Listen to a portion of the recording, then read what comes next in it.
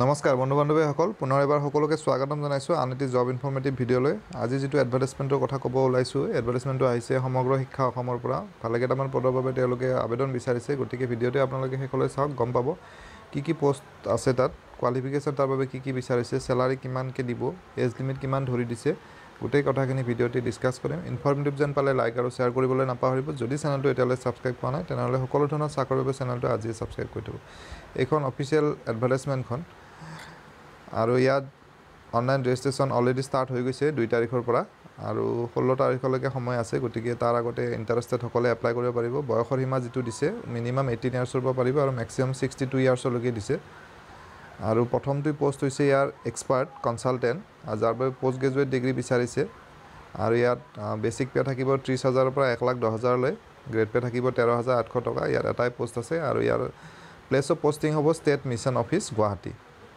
দ্বিতীয় পোষ্টটো হৈছে এক্সপাৰ্ট কনসালটেন্ট প্ল্যানিং ইয়াৰ বাবে মাস্টাৰ ডিগ্ৰী থকাটো বিচাৰিছে আৰু স্যালাৰিটো সেম হ'ব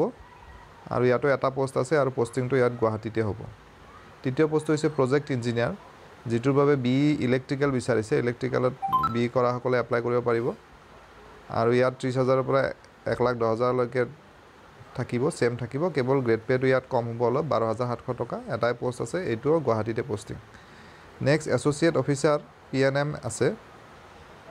যত মাস্টাৰ ডিগ্ৰী ইন ইংলিশ বা master degree in social science অথবা master degree in business administration অৰ্থাৎ MBA কৰা সকল এপ্লাই কৰিব পাৰিব ইয়াত 22000 ৰ পৰা 87000 লৈকে পাৰিব 87000 ইয়াত 11500 টকা গ্ৰেড পে থাকিব এটাই পোষ্ট আছে আৰু এইটো গুৱাহাটীতে হ'ব next district project engineer BE সিভিলৰ পোষ্ট আছে যত বেসিক পে 30000 ৰ পৰা 110000 12700 টকা গ্ৰেড পে দুটা পোষ্ট আছে আৰু এই